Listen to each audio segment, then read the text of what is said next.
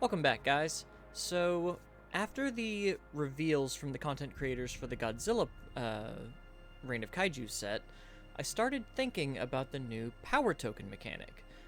So power tokens are just tokens that get generated by various card effects into your stage, and each token can sacrifice itself to give your attack 2 damage.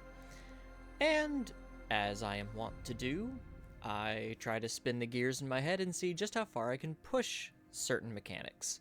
And I think I came up with a couple of cards that really work hard to break the power token mechanic. So first, let's talk about the characters that can generate power tokens on their own. So we've got Anguirus, Fierce Dragon, Godzilla, Shin Godzilla, Godzilla, Titan of Terror, and Space Godzilla, Bioquartz Monster. Each of these characters has an ability that allows you to generate power tokens on face. Anguirus, whenever any attack deals damage, can generate a power token. Shin Godzilla says after one or more of your rival's foundations is destroyed by your effect, you get to gain a health and get a power token.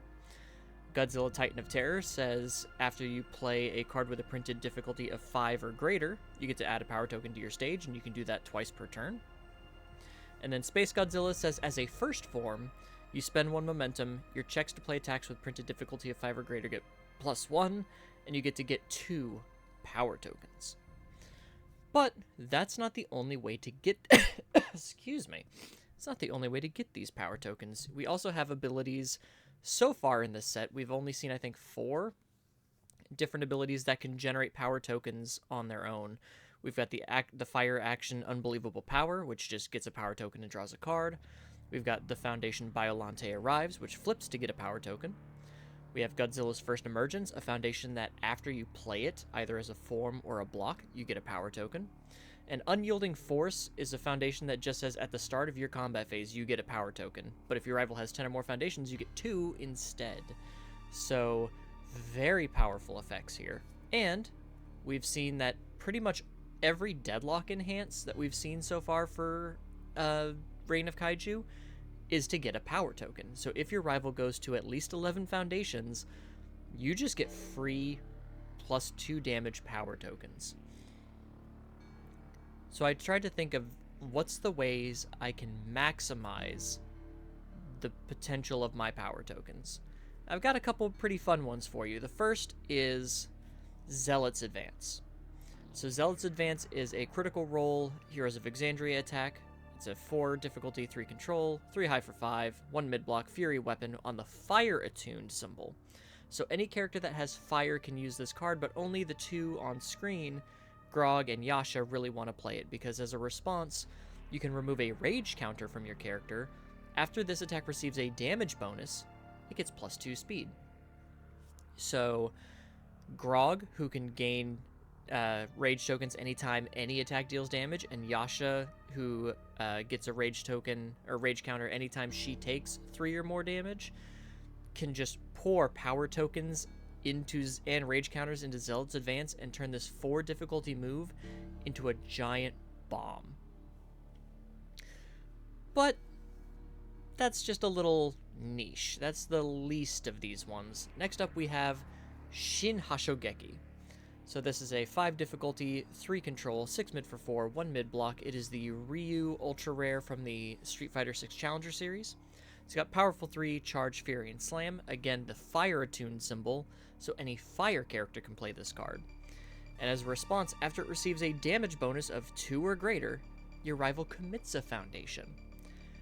So every power token you sacrifice during Shin Hashogeki is also a case of stun 1, effectively.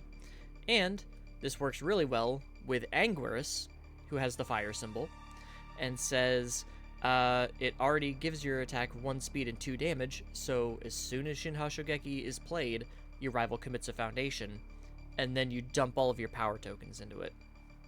So that is a very powerful ability, and of course it shares fire with Unbelievable Power, Godzilla's First Emergence, and Unyielding Force.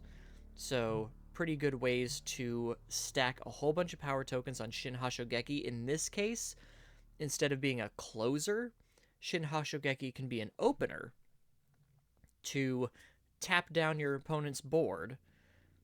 And of course, if it's a 6 mid 4, 6 mid for however many power tokens you have, if your rival's tapped out, they're probably not blocking it, so it's an opener that can deal massive damage and just completely shut down your rival's entire stage, at least in Foundations, to make sure that the rest of your attacks also get through. Incredible powerhouse of a card. Similarly, we have Plow Through Enemies. This is a 5/2, 5 mid for 5, 2 mid block Fury Slam from Attack on Titan Battle for Humanity. It's got the life attuned symbol. So we are looking at, share symbols with Biolante Arrives and Shin Godzilla.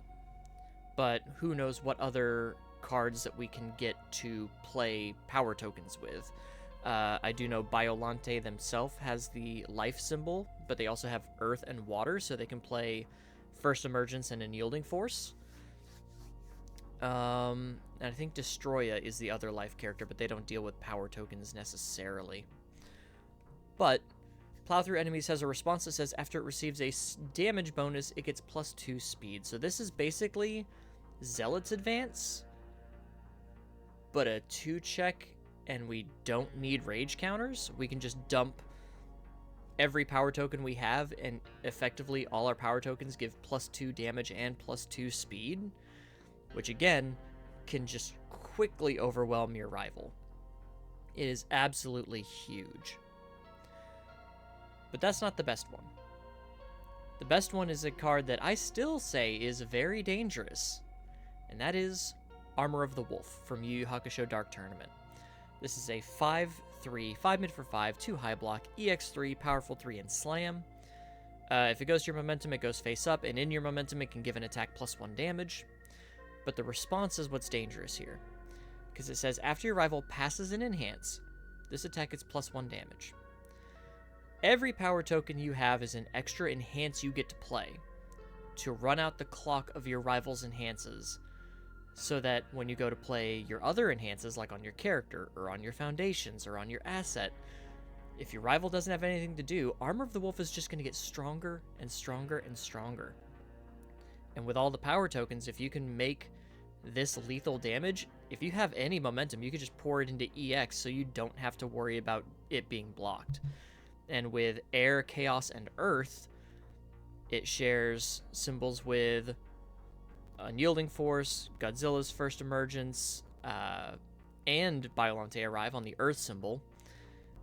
And it shares symbols with all 4 of the power token generating characters, be it Chaos or Earth. So Space Godzilla, you get +1 to your check to play it, and you get 2 power tokens. And if your rival makes a check to play a non-foundation card, like to block, you can commit it to say, hey, your check gets -3. Titan of Terror, as a form, can play Armor of the Wolf for free from your discard pile, and then commit to get your second power token and pop off. Shin Godzilla can just give it free damage, and, if you're debuilding your rival, you're getting power tokens, so then your rival doesn't have as many foundations to play enhances on, so you keep getting that boost from Armor of the Wolf. And Anguirus just stacks power tokens quickly, gives it extra speed and damage, and just absolutely crushes. I think Armor of the Wolf is going to be a premier bomb attack with the advent of Godzilla Reign of Kaiju. I'm so glad I have my set, because this card is going to dunk on people. And again, Plow Through Enemies isn't bad. If you have ways to generate power tokens, even in non-Godzilla characters, this can just set up to be a big, fast, sweeping attack to just tear through a chunk of your rival's health. And Shin Hashogeki, again, can be both an opener and a closer. And not just in Godzilla characters, if you can generate the power tokens through other means, through your other attacks, through other foundations. It's just big. And just saying, hey, I'm going to tap down everything you've got. Sorry, you're just not going to block anything, and I'm just going to punch you in the face as hard as I can. I'm going to run you over as if you have no stage whatsoever.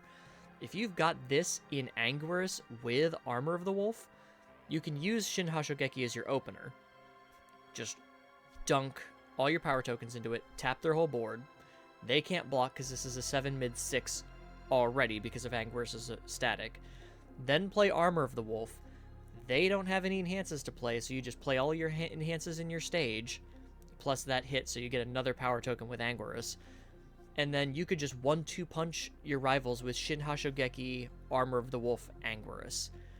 It is absolutely wild. And you could also do this, I believe, in Titan of Terror. Yeah, Titan of Terror also has Fire and Earth.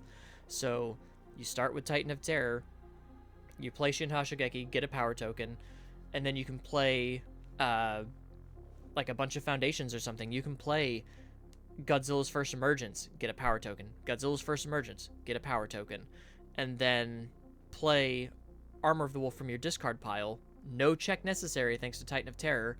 Commit, get a power token, and just pop off. Shin Hashogeki into Armor of the Wolf is an amazing 1-2 punch. And if your rival doesn't have the ways to like reduce your damage, and they can't like get these, like if they would have to, if you're doing the Shin Hashogeki, they would have to save their like moment of normalcy to be like the very last thing they do, so Shin Hashogeki only deals 4 damage, but then they have nothing to stop the Armor of the Wolf clapback. It is a very powerful, very dangerous 1-2 punch style of play. But yeah, what do you guys think? What are some attacks you guys are looking forward to using with these power tokens? Or do you think these are the cream of the crop? I honestly don't think that I've got the best strats. I do think these are some very powerful cards that that deserve being looked at when Godzilla Reign of Kaiju comes out. Or do you think that they'll just be completely overshadowed by some craziness in the set proper? I'd love to hear what you guys think. If you enjoyed the video, please leave a like and consider subscribing if you haven't already, and I will see you in the next one. Take care, guys.